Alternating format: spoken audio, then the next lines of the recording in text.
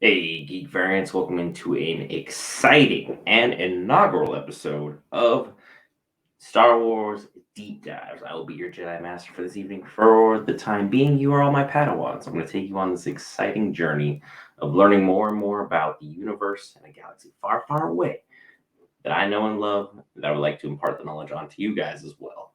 But before we get too far into the video, be sure to hit that like button, be sure to hit that subscribe button. It's greatly appreciated. It really helps bump us up in the queue. It helps other people find the videos that we are taking the time to make for each and every one of you guys to enjoy and to be able to impart the knowledge that we know onto you guys as well. But before we get too carried away with everything that is going on in the universe of Star Wars, we're going to jump right in. Qui Gon Jinn. And we're going to let you know why you need to know about him moving forward to the Obi-Wan series that'll be dropping on May 24th on Disney+. Mark your calendars. Got a lot of exciting things coming for you guys.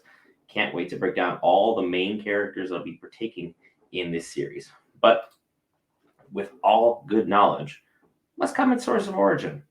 The source of origin that I pulled all of this material from, that I gathered as notes so that you guys can know where I got these things, so you can search these things out for yourself.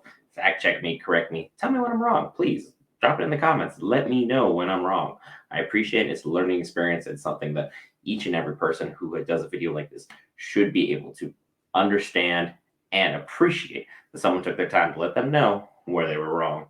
I'm using Jedi Apprentice, Master and Apprentice, Star Wars The Phantom Menace, and Star Wars The Clone Wars as my sources that I gathered to understand more about the life and times of Qui Gon Jinn, who was born in the latter years of the Republic era. So, without further ado, we'll jump right on in to what we got going on here with this pertaining to his birth. He was born on the city planet of Coruscant. Coruscant is an all-city planet. There is nothing else. The whole planet is city. Sure, it's divided into subsections, rich, poor, certain alien races here, certain human races here, other alien races over there. It's just a whole cluster of rich, poor, but just a whole city of Coruscant. He was born on 80 BBY. And for those of you who are unfamiliar with the Star Wars timeline, BBY, before the Battle of Yavin. And the reason you need to know that is before the Battle of Yavin, that takes place before A New Hope. A New Hope, when the first Death Star is destroyed, that is the Battle of Yavin. That is where the Star Wars timeline officially starts and goes there. Everything before that is not considered part of the originals that everyone grew up with, knew, loved, and enjoyed. The all-city planet of Coruscant is where Qui-Gon spent pretty much his whole dang life. The man was born, raised, trained, and the only thing he didn't do here was die. He died on the planet of Naboo after a lightsaber stab from the Sith apprentice, Darth Maul, at 32 BBY. This is important because during that time period, Qui-Gon achieved oneness with the Force and was able to move on in spirit form to go on and train other people and how to become one with the Force so you can have life after your physical death, which was very, very important. He was trained by Jedi Master Dooku. And for those of you who are semi-familiar with Star Wars, Dooku, you're like, that sounds really familiar. Wasn't there a Count Dooku rolling around in Attack of the Clones and Revenge of the Sith? You'd be absolutely correct. That is the same man, one and the same. He was a Jedi Master, revered for his wisdom, his skills with the lightsaber, and his ability to negotiate with tons of people for many, many reasons. He's considered one of the wisest, most powerful Jedi of his era, period. Dooku was held up in the top three along with Mace Windu and Yoda. He was one of the three heads of the Jedi Council, although he did obviously end up defecting later on to join the Sith as the apprentice to Darth Sidious. He was trained at the age of 12 by this man, onward up till he became a Jedi Knight, and then become a Jedi Master in his own right. He was trained originally in lightsaber combat Jedi Master Tara Sanoob. So just a couple names throw at you. Sanoob does not have as big of a threat as far as Dooku does. Dooku's got his own old echelon, especially because of everything that Dave Filoni and Jon Favreau did. Mostly Filoni for the Clone Wars. Favreau added a little bit here and there, but it was largely due to Dave Filoni expanding upon Count Dooku during the Clone Wars that we got so much more great knowledge upon one of the greatest lightsaber duelists probably ever. Saber-to-saber combat, Dooku was the elite of the elite. And I know people will be like, well, yeah, didn't he just get wiped out by Anakin? If you read the novel, Anakin literally achieved perfection and balance with the Force, and the Force sided with him just so he could defeat Dooku. It wasn't like he was better. His mind, body, and soul merged with the Force to become one strong enough to kill Count Dooku. That's how strong Dooku was. That's what needed to happen in order for Anakin to take out someone who trained the man we're focusing on, Qui Gon Jinn. During his apprentice years, during his first conversation he ever had with Count Dooku, he admitted openly, because Dooku sensed it, that he was afraid. Which is something that the Jedi Order is absolutely terrified of. I'm sure if you saw the prequels, a lot of people had a lot of comments with being afraid of something meant you were weak, and fear always was a path to the dark side. Dooku, on the other hand, revered the fact that Qui-Gon said he was afraid openly and was not afraid to admit his fear. There's a difference between being pigeonholed by fear and being able to admit you are afraid of something, but willing to work through it. He admitted that he was afraid of failing and being unworthy as a Jedi because he worked so hard, so tirelessly, and so had so much perseverance just to get to the point to be able to be selected to become an apprentice and a Padawan, that ultimately he was just afraid of failing. That was the only thing that he was afraid of doing, was failing, which Dooku said was very, very wise, and then took him on, trained him in saber combat, and Qui-Gon's younger years, he was known a lot for staying up later than he was supposed to. He was always kind of a bit of a maverick, but he would stay up late with all the other Padawans, laughing, joking, having a good time, palling around. And then he would always get in trouble with Jedi Master Yaddle because he'd always be training in lightsaber combat long after the combat rooms were closed, long after hours. And when he was supposed to be spending time sleeping or reading, he was always messing around with the lightsaber, working on his combat skills, trying to hone his craft, get better at what he had. During his initial visit with Count Dooku, Dooku showed him through many, many different rooms of the Jedi Temple. And Qui-Gon got fascinated with one book, and one book in particular over all the others. There was a Jedi Holocron, which is what their collection of books is considered, about prophecies. And Qui-Gon was super, super inquisitive about everything pertaining to prophecies and how they related to day to day. And he was like, why don't the Jedi spend more time trying to know and understand all these prophecies, knowing the future would be a huge ally for us? We could really help the Order get to where we needed to be. However, Count Dooku wisely alluded to him and said, a lot of Jedi have been driven mad by prophecies. A lot of them get corrupted by fear and control, that they need to be in charge of what their future is, which leads them down to the path of the dark side. He said it'd be unwise to keep dabbling in such things. However, I will not deter you from looking and trying to understand knowledge. He said knowledge itself is not evil. How you can use it can be. And he really trusted his brand new apprentice to be like, yep, this is the information that's available. It can lead you this way. But I'm not going to stop you at the same time from trying to know and understand that. Along with Qui-Gon, Dooku had another apprentice before him who later went on to become a Jedi Knight in his own right. His name was Rael Overross, who was a famous lightsaber duelist who, again, was a bit of a maverick. Seems like Count Dooku's training kind of leads people to be kind of questionable with the Jedi Order. Rael was questionable because he was super, super reckless with the Jedi Order and would often tell them no. He would tell them, I don't want to do this job. I want to do this. I don't want to do that. And on top of that, he had physical relations with women all the time. He refused to follow the Jedi mantra of you must stay away from feelings. However, Rael did it in a way where he was just, sleeping around without catching feelings. If you know what I mean. Trying not to get too adult, but Rael was one of those Jedi Mavericks who just didn't follow the rules, didn't really want to be involved with the strict, prim, and proper Jedi Order.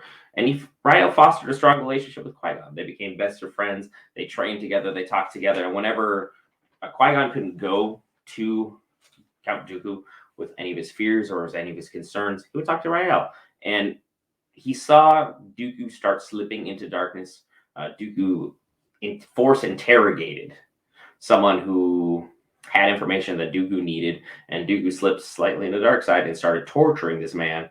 And Qui-Gon told Rael about it and was like, hey, I don't think this is right. I think this just happened. What do I do about this? And Rael was like, I wouldn't worry about it too much. This isn't the first time this has happened. However, I don't think Captain Dooku will slip over to this. He's so wise and so powerful, he would never go over to the Sith. Shows what you know, Rael. Shows what you know.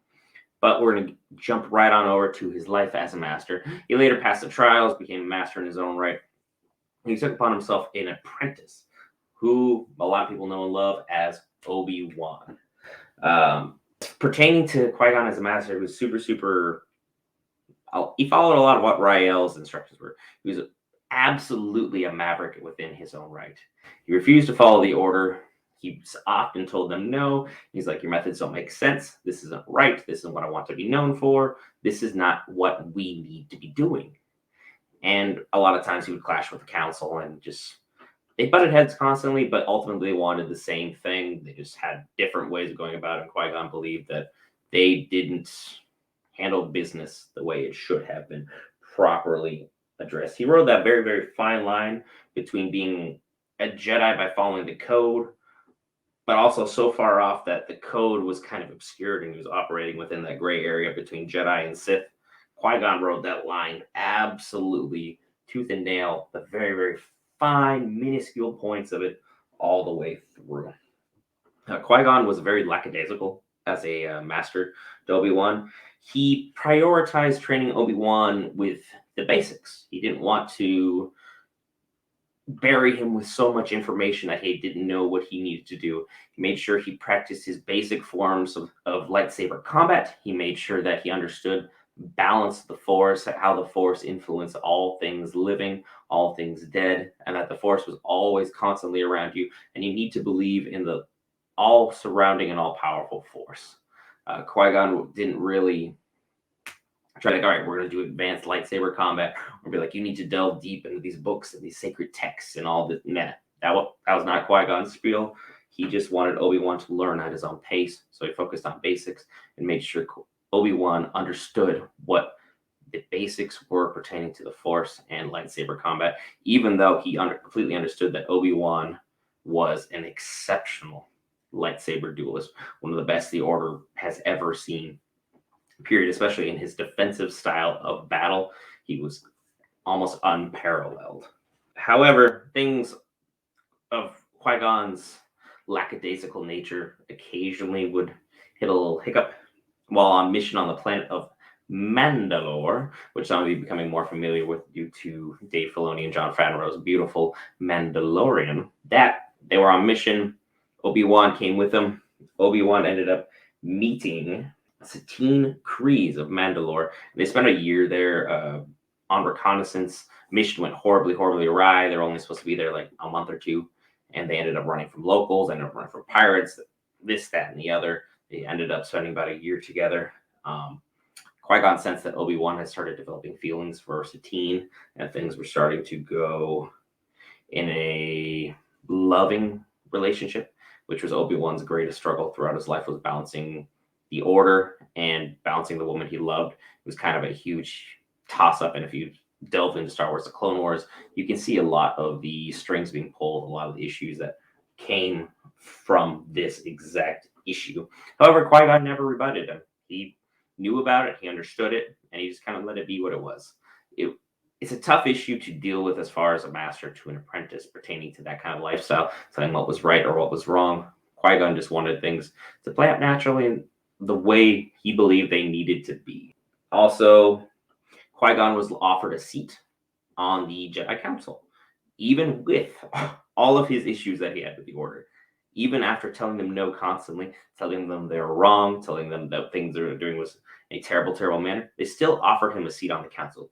That's how wise and how revered this man was within the Jedi Order. However, he refused to go onto the Jedi Council right before a mission they had to the planet of Pajal.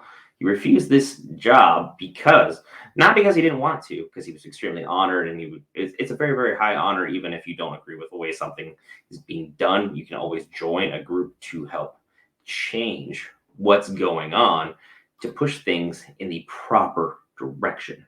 He refused the seat ultimately because he didn't want to give up his training on Obi-Wan.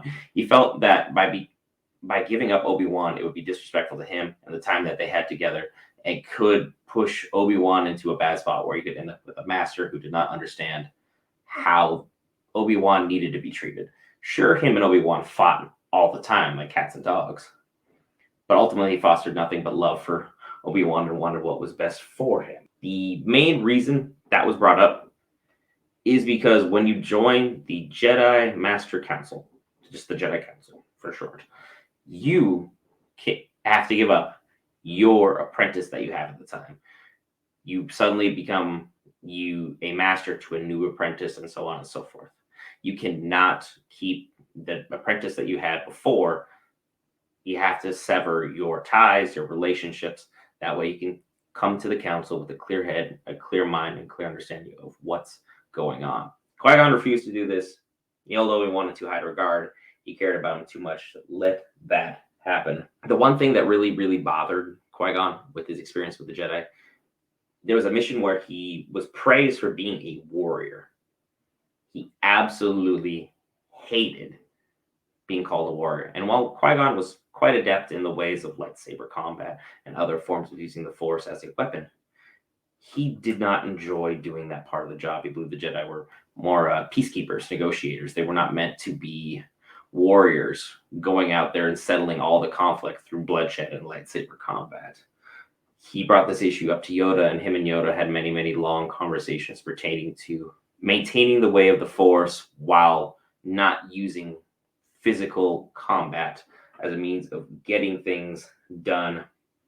And in these many, many conversations they had a couple conversations that Qui-Gon and Yoda both sensed that darkness was starting to surround not only Qui-Gon himself, but starting to surround the Jedi Order, and that he believed the Order was being slowly influenced by the dark side, which could not have been further from the truth. The Jedi Temple on Coruscant was founded on top of a Sith temple. So literally the whole Jedi Order was founded upon the Sith Order.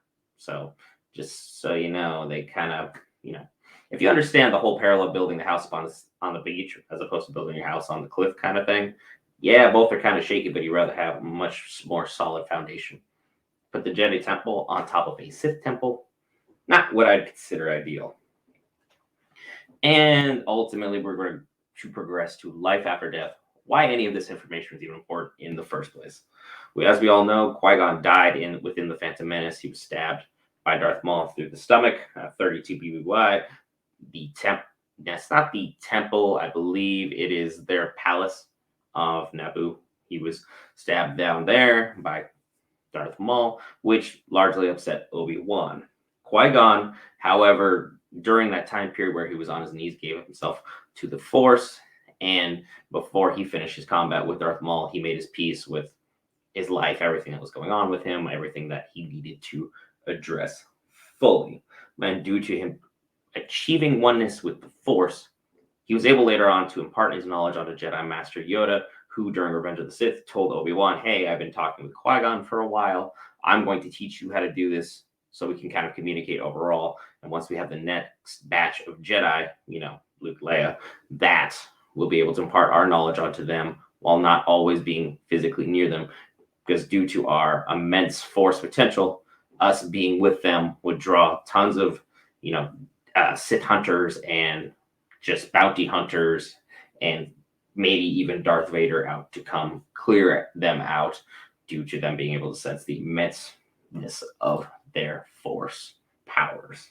The main reason this is important is the Obi-Wan series that drops May 24th of 2022. Its timeline takes place between 9 BBY and 0 BBY. As I said, Qui-Gon died on 32 BBY.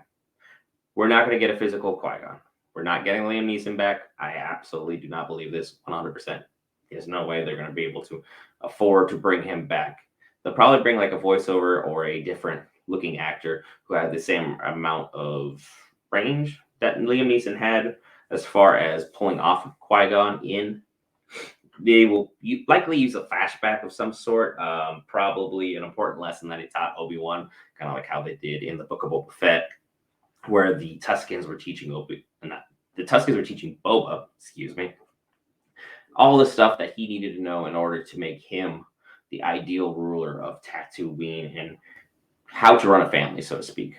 Obi-Wan will probably need a couple flashbacks to get him through a couple tough situations because Obi-Wan's life on Tatooine was rough. He went through a lot of difficult tasks by himself. He really had to look out not only for himself while dealing with his struggles and failures of Anakin, to impart what knowledge he could upon Luke when the opportunity arose organically, because he never forced himself into that situation where he was always around Luke, but he was always protecting Luke. So it was a weird gray area.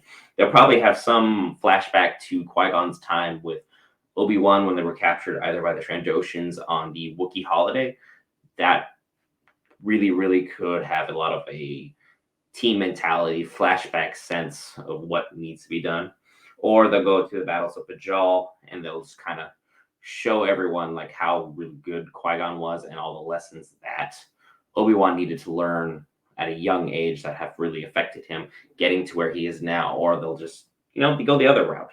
Qui-Gon is a Force ghost mentoring Obi-Wan out there in the sands of Tatooine, covering a lot of just deep understanding of the Force, making sure he's ready, setting him up for the next batch of Jedi to make sure that Luke doesn't end up going down the dark side and the dark path of the Force, because Luke was the chosen one. Anakin was the chosen one, quote unquote, because he brought balance. Luke really brought balance by defeating the Sith once and for all, quote unquote, because 7, 8, 9 happened, wasn't truly defeated. Sidious had a backup plan on a backup plan. He had his prep time. He pulled a Batman, resurrected from a Lazarus pit, and all the shenanigans that go along with that. But this role will play a huge part in Ewan McGregor's growth as Obi-Wan, so you need to be able to understand who Qui-Gon was as a master, the things that he really enjoyed, and just how his character will bring a lot of stuff forward for this series. Qui-Gon Jinn will likely show up as a Force ghost or in a flashback sense, but his knowledge will be pivotal in making sure Ewan McGregor's Obi-Wan on May 24th on Disney Plus will be something that you guys can absolutely enjoy. Thank you, my Jedi Padawans, for listening to me rant and ramble about all things Star Wars and the galaxy far away. May the Force be with you, my Padawans. Check out all the other amazing content we have. Thank you.